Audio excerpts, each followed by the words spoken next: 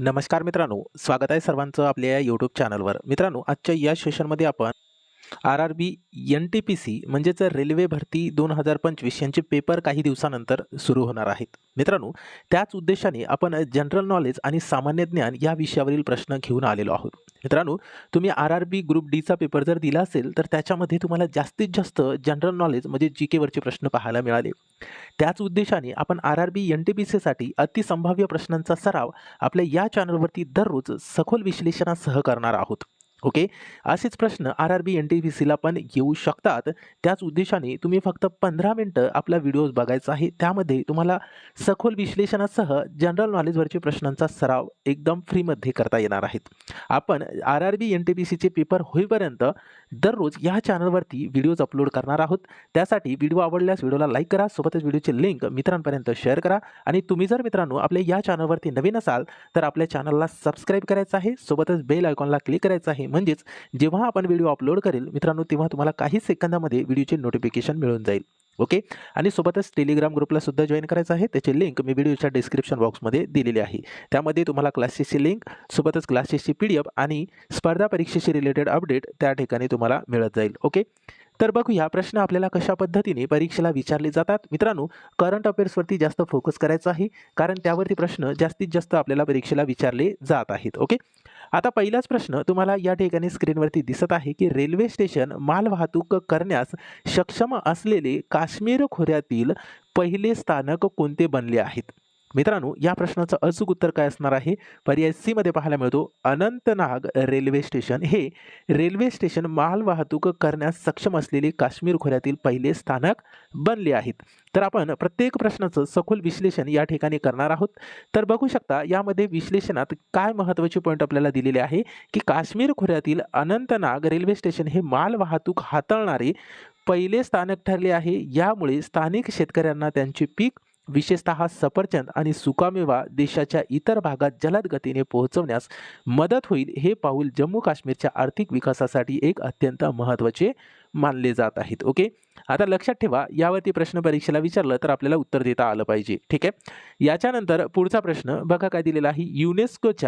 युनेस्कोच्या जागतिक वारसा दर्जासाठी भारताने कोणत्या स्थळाचे नामांकन दिले आहे?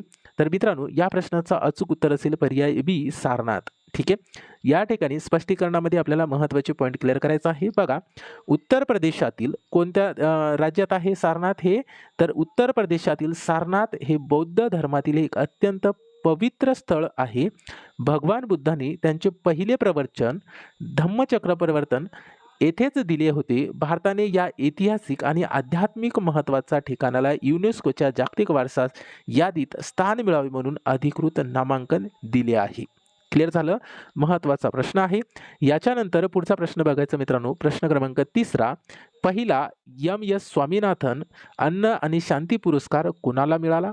मित्रांनो, पुरस्कारावरती पण प्रश्न परीक्षेला येत आहेत. त्याच उद्देशाने या ठिकाणी आपण पुरस्कारावरती पण प्रश्न घेतलेला आहे. तर या प्रश्नाचं उत्तर काय असेल? पर्याय बी, प्रो ॲडेमोला अडेनले हे या ठिकाणी आपल्या प्रश्नाचं उत्तर असेल. आता स्पष्टीकरणामध्ये बघूया काय दिलेलं आहे की भारतीय हरित क्रांतीचे जनक डॉक्टर M.S. स्वामीनाथन यांच्या स्मरणार्थ हा पुरस्कार सुरू करण्यात आले आहे. प्रो अडेमोला अडेनले यांना जागतिक अन्न सुरक्षा आणि कृषी क्षेत्रातील त्यांच्या उत्कृष्ट क्षेत्राबद्दल हा पहिला पुरस्कार देऊन गौरवण्यात आले. ठीक आहे, लक्षात ठेवा, महत्त्वाचा प्रश्न आहे. याच्यानंतर पुढचा प्रश्न बघायचा आपल्याला. बघा काय दिलेलं आहे की आशियातील सर्वात मोठे कासव कोणत्या राज्यातील झेलियांग सामुदायिक अभयारण्यात आणण्यात आले? मित्रांनो, या प्रश्नाचं उत्तर काय असणार आहे? पर्याय सी, नागालँड. ठीक आहे, लक्षात ठेवा. यानंतर स्पष्टीकरणामध्ये आपल्याला काही महत्त्वाचे पॉईंट बघायचं आहे. नागालँडमधील पेरेन जिल्ह्यातील झेलियांग सामुदायिक संवर्धन क्षेत्रात एशियन जायंट टॅरोटाईज सोडण्यात आली आहेत. ही कासवे आशियातील सर्वात मोठी भूकासवे मानली जातात. नामशेष होण्याच्या मार्गावर असलेल्या या प्रजातीचे संवर्धन करणे हा या उपक्रमाचा मुख्य उद्देश आहे. क्लिअर झालं? ठीक आहे, याच्यानंतर पुढचा प्रश्न बघायचा आपल्याला. बघा काय दिलेला आहे, महत्त्वाचा प्रश्न आहे. प्रश्न असा आहे की अलीकडेच जागतिक आरोग्य संघटनेने म्हणजे WHO ने कोणत्या विषाणूला कर्करोगजनक विषाणू म्हणून घोषित केले आहे? मित्रांनो, या प्रश्नाचं अचूक उत्तर असणार आहे पर्याय सी, हेपॅटायटिस डी. ठीक आहे. आता यावरचे काही महत्त्वाचे पॉईंट आपण या ठिकाणी स्पष्टीकरणामध्ये क्लिअर करूया. बघा, जागतिक आरोग्य संघटनेने म्हणजेच WHO ने हिपॅटायटिस डी ला यकृताचा कर्करोगास कारणीभूत ठरणारा एक घातक विषाणू म्हणून अधिकृतपणे अधोरेखित केले आहेत.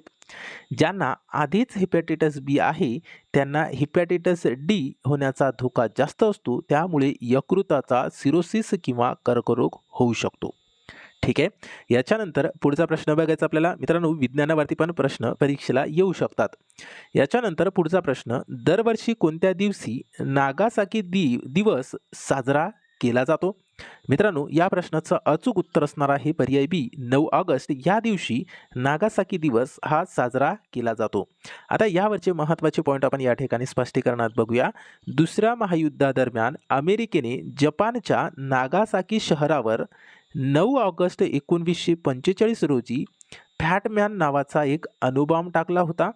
या भीषण घटनेची आणि मृतांची आठवण म्हणून दरवर्षी 9 ऑगस्टला नागासाकी दिवस पाळला जातो.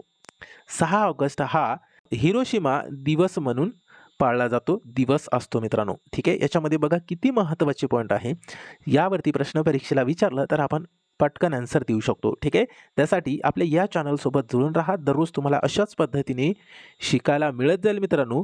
तुम्ही जर आपल्या या चॅनलला अजूनही सबस्क्राईब केलं नसेल तर आपल्या या चॅनलला सबस्क्राईब करायचं आहे आणि दररोज फ्रीमध्ये सखोल विश्लेषणासह आपल्या या चॅनलवरती शिकायला मिळणार आहेत. मित्रांनो, आपल्या या इग्नाइट करिअर पॉईंट या यूट्यूब चॅनलवरती तुम्हाला स्पर्धा परीक्षेशी रिलेटेड कंटेंटच पाहायला मिळेल. मग त्यामध्ये गणित असो, मराठी व्याकरण असो, सामान्य ज्ञान, करंट अफेअर्स यावरचेच व्हिडिओज तुम्हाला पाहायला मिळणार आहेत आणि प्रत्येक प्रश्नाचं सखोल विश्लेषण आपण त्या ठिकाणी करत असतो. ठीक आहे.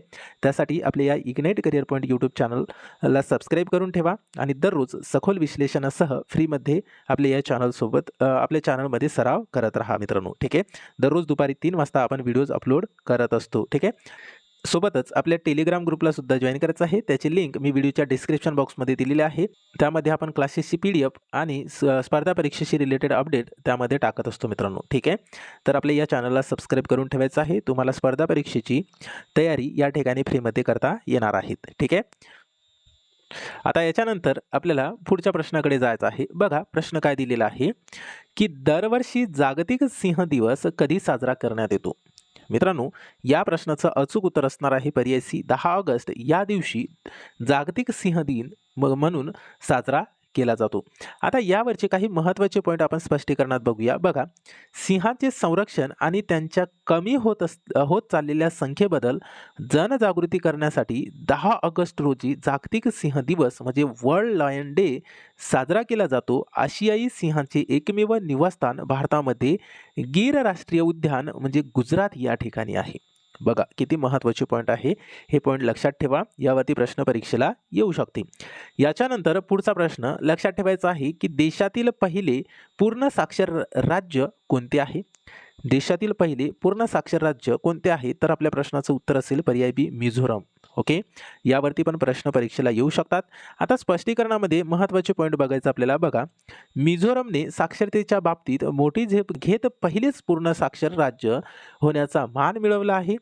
जरी अनेकदा केरळचे नाव आघाडीवर असते तरीही त्याच्या आकडेवारीनुसार आणि विशिष्ट शैक्षणिक निकषानुसार मिझोरमने हे यश संपादन केले आहे. मिझोरममधील साक्षरतेचे प्रमाण मित्रांनो 91% पेक्षा जास्त आहे. ठीक आहे. त्यासाठी लक्षात ठेवा, यामध्ये महत्त्वाचे पॉईंट आपण घेतलेले आहेत. त्याच्यानंतर पुढचा प्रश्न क्रमांक 9 बघायचा आपल्याला. भारतातील पहिले पाण्याखालील संग्रहालय कुठे उभारले जात आहेत? मित्रांनो, या प्रश्नाचं उत्तर काय असेल मग? पर्याय सी, महाराष्ट्र या ठिकाणी भारतातील पहिले पाण्याखालील संग्रहालय म्हणजे अंडर वॉटर म्युझियम हे उभारले जात आहेत. ओके. आता यावरचे काही महत्त्वाचे पॉईंट आपण स्पष्टीकरणात बघूया. महाराष्ट्र पर्यटनाला चालना देण्यासाठी सिंधुदुर्ग किनारपट्टीवर भारतातील पहिले पाण्याखालील संग्रहालय उभारण्याची योजना आखत आहे. हे संग्रहालय पर्यटकांना समुद्राखालील जैवविविधता आणि ऐतिहासिक वस्तू जवळून पाहण्याची संधी देईल. ओके, महत्त्वाचा प्रश्न आहे. याच्यानंतर पुढचा प्रश्न बघायचा आपल्याला. प्रश्न बघा काय दिलेला आहे, की भारतातील पहिले खाजगी उपग्रह इंटरनेट म्हणजे सॅटेलाइट इंटरनेट कोण प्रक्षेपित करेल? तर या प्रश्नाचं उत्तर असेल पर्याय सी मध्ये पाहायला मिळतो अनंत टेक्नॉलॉजीज. ओके, आता यावरचे काही महत्त्वाचे पॉईंट आपण या ठिकाणी बघूया. बघा, हैदराबाद स्थित अनंत टेक्नॉलॉजीज ही कंपनी खाजगी क्षेत्रात उपग्रह आधारित इंटरनेट सेवा पुरवण्यासाठी पुढाकार घेत आहेत. यामुळे दुर्गम भागात हायस्पीड इंटरनेट पोहोचवणे हे सोपे होणार आहेत. ही अंतराळ क्षेत्रातील खाजगीकरणाच्या दिशेने एक मोठी झेप आहे. ओके, हैदराबाद स्थित म्हणजे हैदराबाद येथे अनंत टेक्नॉलॉजी ही कंपनी खाजगी कंपनी आहे, उपक्रम आहे असं पण म्हणू शकतो आपण. ठीक आहे, याच्यानंतर आपल्याला पुढचा प्रश्न बघायचा आहे. प्रश्न क्रमांक 11 बघा काय दिलेला आहे. पहिली UPI संचालित बँक शाखा कुठे सुरू झाली आहे? मित्रांनो, IMP प्रश्न आहे. या प्रश्नाचं उत्तर पर्याय बी मध्ये पाहायला मिळतो. बंगळूर या ठिकाणी पहिली UPI संचालित बँक शाखा सुरू झाली आहेत. आता यावरचे काही महत्त्वाचे पॉईंट आपण स्पष्टीकरणात बघूया. बघा, कॅशलेस व्यवहारांना प्रोत्साहन देण्यासाठी बंगळूर येथे देशातील पहिली पूर्णपणे UPI संचालित बँक शाखा सुरू करण्यात आली आहे. येथे ग्राहक रोख रकमेऐवजी सर्व प्रकारचे व्यवहार QR कोड आणि UPIच्या माध्यमातून करू शकतात. ठीक आहे, महत्त्वाचा पॉईंट आहे. याच्यानंतर पुढचा प्रश्न बघायचा आपल्याला. बघा काय दिलेला आहे. भारताचा UPI स्वीकारणारा पहिला कॅरेबियन देश कोणता ठरला आहे? भारताचा जो UPI आहे हा स्वीकारणारा पहिला कॅरेबियन देश आपल्याला विचारलेला आहे. मित्रांनो, या प्रश्नाचं अचूक उत्तर पर्याय सी मध्ये पाहायला मिळतो. त्रिनिदाद आणि टोबॅगो हे भारताचा UPI स्वीकारणारा पहिला कॅरेबियन देश ठरला आहे मित्रांनो. ठीक आहे, आता यावरचे काही महत्त्वाचे पॉईंट आपण स्पष्टीकरणात बघूया. बघा, भारताची डिजिटल पेमेंट प्रणाली म्हणजे UPI आता जागतिक स्तरावर विस्तारित आहे. त्रिनिदाद आणि टोबॅगो हा भारताचा UPI स्वीकारणारा पहिला कॅरेबियन देश बनला आहे. यामुळे दोन्ही देशांमधील आर्थिक व्यवहार अधिक सुलभ आणि सुरक्षित होतील. ठीक आहे, IMP प्रश्न आहे, लक्षात ठेवा, परीक्षेला विचारला जाऊ शकतो. मित्रांनो, याच्यानंतर आपल्याला पुढचा प्रश्न बघायचा आहे. बघा, सरकारी कर्मचाऱ्यांसाठी सबॅटिकल रजा म्हणजेच ही योजना सुरू करणारे पहिले राज्य कोणते आहे? सबॅटिकल रजा ही योजना सुरू करणारे कोणते पहिले राज्य ठरले आहेत? तर मित्रांनो, या प्रश्नाचं अचूक उत्तर असेल पर्याय बी, सिक्कीम.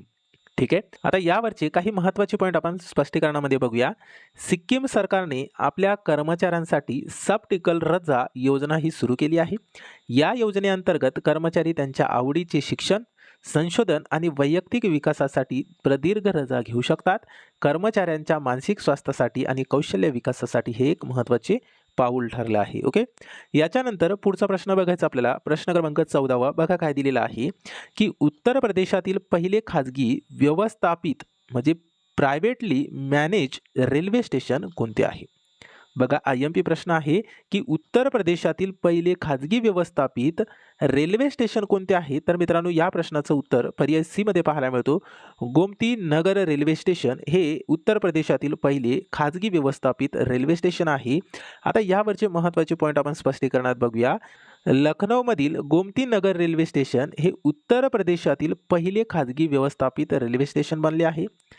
या मॉडेल अंतर्गत रेल्वे स्टेशनच्या देखभालीची आणि सोयीसुविधांची जबाबदारी खाजगी कंपन्यांकडे दिली जाते, जेणेकरून प्रवाशांना जागतिक दर्जाचा सुविधा मिळाव्यात.